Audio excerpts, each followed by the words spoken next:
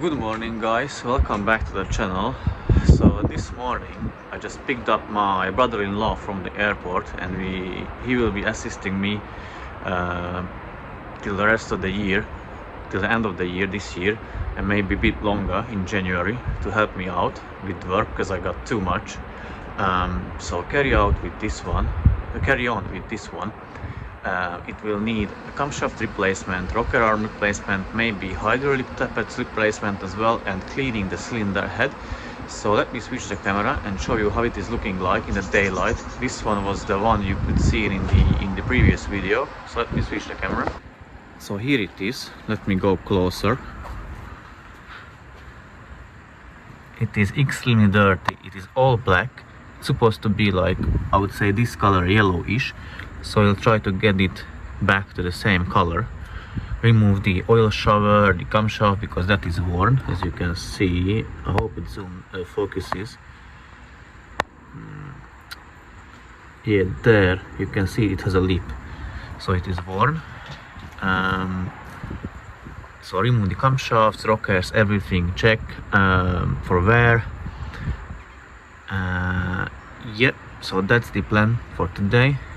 And let me show you on another one how it can look like, because even though the camshaft is not worn on the other one, on that one, it's still looking bad from inside. So let me show you that. So this is a different one. It doesn't have the worn camshaft. It is okay, but it looks better obviously, but it needs the cleaning as well, as you can see, because it's starting to develop the same issue. So it is caught a bit earlier than that one. But yeah, this one has oil pressure issues. This one has to be cleaned, carbon cleaning, maybe very likely the vacuum pump. So yeah, let me get back to that one because I want to get it done today, because Christmas is coming and trying to give it back to the owner as soon as I can. Obviously it won't be ready today, definitely. It takes maybe, hopefully tomorrow, but we will see. So let me do it real quick. Both of the camshafts are removed, as you can see, the journals and the rocker arms as well. I still left the hydraulic lash adjusters in place when I'm going to clean it, so that it blocks the oil passages down to the oil pan, so nothing can get stuck in there. Then once I cleaned the cylinder head from inside, then I will remove them one by one, inspect them. But what I can already see that very likely, as you can see, the tip of it, like it's quite sharp. So like every second on the exhaust side we'll need a replacement, like that, which were underneath the variable valve adjustment rocker arm. That probably needs replacement, but I will verify that later. So yeah, I'm going to clean this one, then remove the lash adjusters, bleed them, check them, and put the parts back together. Obviously need to clean the removed parts as well. So yeah, it will take some time, unfortunately. It is a very messy job and quite long, to be honest. So the cylinder head is cleaned, as you can see, but let me shine a light on it.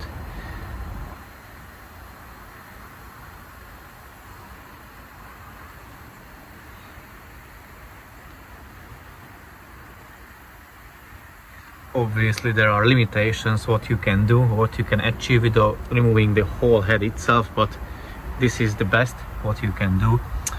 Also, I removed the hydraulic lash adjusters.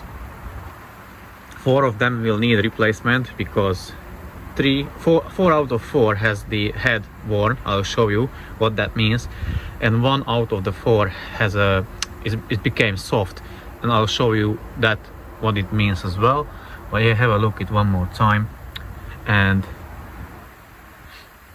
obviously, there is no question that once you fill this up with oil, first time use something cheap oil. I will do the same. So first fill up with oil, cheap oil, run an engine flush on it, and then use another. Then it's up to you. You can use maybe one more time cheap oil, drive it, I don't know, maybe 1000 miles, get it changed, or then you can use a better oil, which I will do, and I recommend the owner to get the oil changed earlier, so not at 6000 miles, but let's say at 3000 miles. And yeah, basically that is it. Obviously filter needs to be changed. Injector holes still need a cleaning, which I'll do shortly. we are cleaning the rest of the parts in the meanwhile. I won't be able to show everything, like the process, how you put them back, tightening torques, this and that. I have already like a separate video on them. Feel free to watch it. If you don't know something, feel free to ask. I may have a video on it, or I may do a video on it if there will be a lot of requests from people. So yeah, let me know what you want to know about this procedure, and I'll show you the rest of the bits and explain another few things to you in a short period of time. So here you can see the parts being cleaned. These ones are already cleaned, the bolts as well. This one needs to be get done, and the rocker arms. 4 needs to be changed for the exhaust camshaft. This is the intake camshaft. This one will be cleaned too. And what I wanted to show you, these are the good tappets or hydraulic lash adjusters, which I will keep. And if you have a look at the tip of them, it's nice and like a new, and you cannot compress them or it. If you can compress any of them, or it has a play in that head section, that means it's due for replacement. So let me show you a bad one. Hopefully you can see it. Let me try to focus. Okay, here it is. As you can see, it is not straight, and it developed maybe something, even I don't think something broke off from here, but it is not straight, as you can see. So this is a replacement, definitely. This was underneath the exhaust rocker arm, for the variable valve timing rocker arm, and one of them I can compress. Let me check which one. So one of them is soft, which is, I guess, this one, yeah. So it's compressed at the moment, so I can pull it out and look. Okay, let me do it this way. You see, I could compress it, so that means it is soft. It became soft. So this is a replacement. I mean, this needs a replacement. So 4 needs replacement. Rest I can keep. Get them clean. Get the injectors clean. So this is how the bed looks like. It was so caked. They still need to be cleaned, the tips and the bodies as well. And once that is done, I guess today we will be done with the cleaning only, and preparing the car for tomorrow, so that we can assemble it back together. Injectors are cleaned, the tips basically.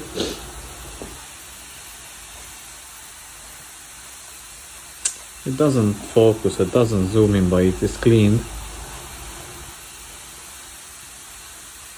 And here are the new rocker arms. Here is the part number for it if you need them.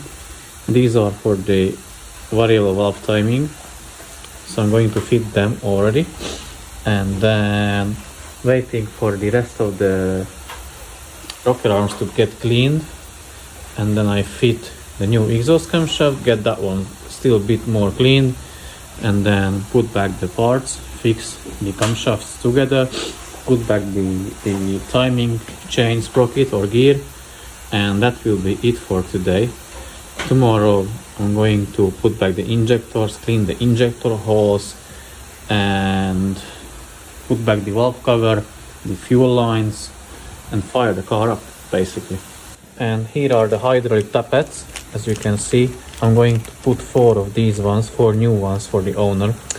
Here is the part number if you need them. These are genuine Mazda, as you can see. Basically all the parts I'm using are genuine Mazda, except if I do the timing chain, I don't get it from Mazda, I buy it from 5 Auto Parts. But the rest, and the filters, I always use like MAN filters. But yeah, the rest of the parts are genuine Mazda. So these are pre-bled, pre-filled. You don't need to bleed them or fill them, lubed, everything. You can just put it back to the car and then put the rest of the parts back together.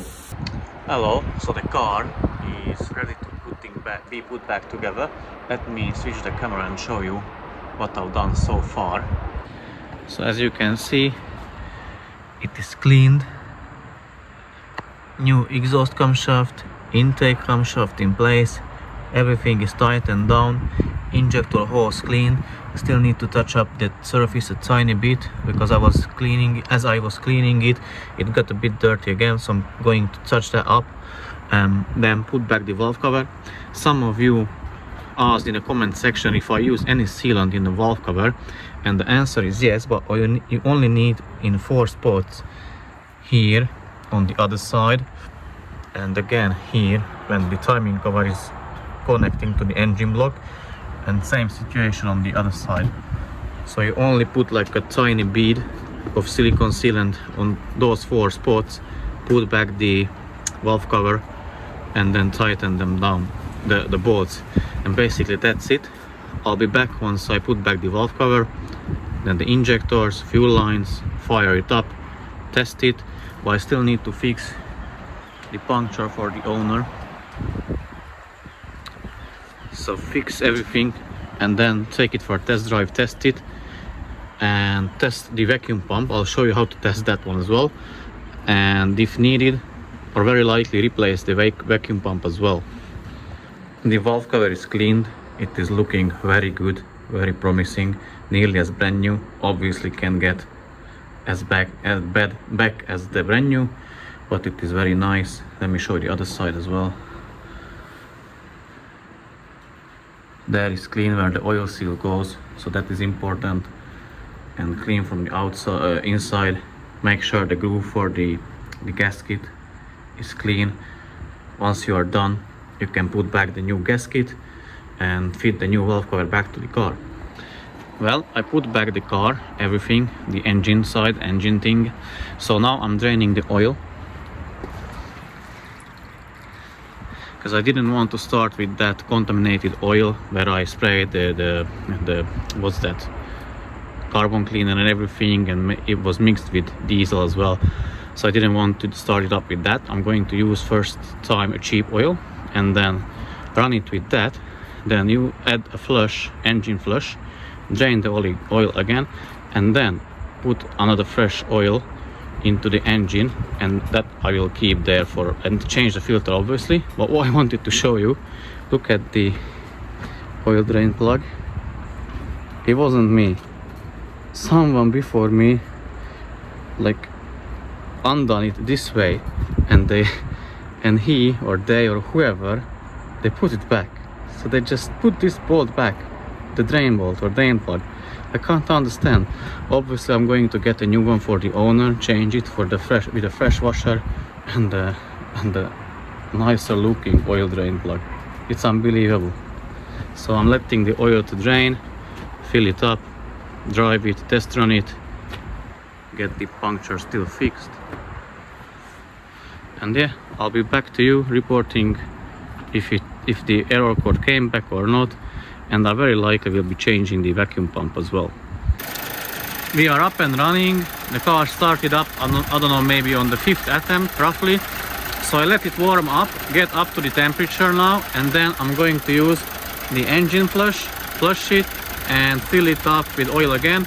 Unfortunately I had to use the more expensive oil, 2 liters of it, because I had only 3 liters of the cheap oil.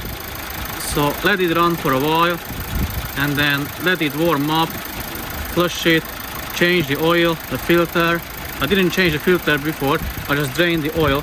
So now I'm going to change the oil and the filter, fill it up with oil, take it for test drive, get that one fixed, and yeah, basically that's it. Okay, I came back from the test drive. I took it for 22 miles of a test drive. The car behaved very well, it pulled like a train, seriously, it was very powerful. The consumption at the moment is 41.5 mpg, which is not the greatest, I guess, because I've already checked it with diagnostic tool, and the live data for the injector correction factors. The second injector corrects a lot, so I think it may need replacement in the future. That was the one which was like very stuck, and where was all the carbon buildup and jelly was inside in the cylinder head. So currently I'm running the car for like 15 minutes because I just poured the engine flush into there to the engine. Then once that runs out, the 15 minutes, I'll drain the oil, change the oil and the filter again, and I should take it for another test drive. However, the vacuum pump is not changed yet. I have checked the brake booster pressure sensor, the values of it, and it's always like stagnates around 10 kPa, which should go back 7.6. So I will see. I'll try to do the test drive and we'll see if the check engine light or the fault code comes back, but that it may come back, may not. And if the vacuum pump, I guess it needs a replacement. It may be not now, but like in the future definitely. And because the thing is, the owner wants the car back before Christmas, so I'll see if I will change it before, because I want to do a further test on the vacuum pump, not just to change it and compare it to a known working one, which I already changed. It's one of my friend's car and I changed him, so I know he's got a brand new vacuum pump, and I want to do the test and compare the data or the values with his one, and then I'll certainly know like what the reference value should be, what to look for, and how to diagnose it properly, because other than that it's just a guesswork. I don't really like to do that. I mean, the vacuum pump, it shouldn't be like 7.6 kPa, it's above, so it's not good definitely, but I just want to see and know and educate myself like how it is or how it should behave when it's working properly. So yeah, let me drain the oil, change the filter and the oil, and then take it for another test drive and see if the fault code comes back. I want to drive this at least around 60 miles, and we'll see from there if the code comes back or not. Okay guys, I am back from the second test drive. Altogether I drove the car for 97, nearly 98 miles, which is a lot in my opinion. No fault code came back, nothing. The consumption, the average is 46.6.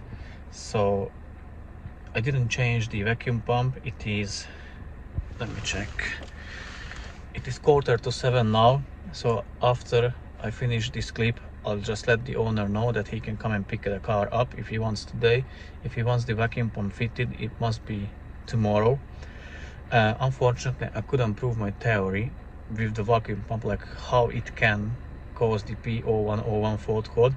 But let me know if you are interested in the comment section, and then I'll make a video on it, like why it can cause that problem as well, or that fault code, how it is related to each other.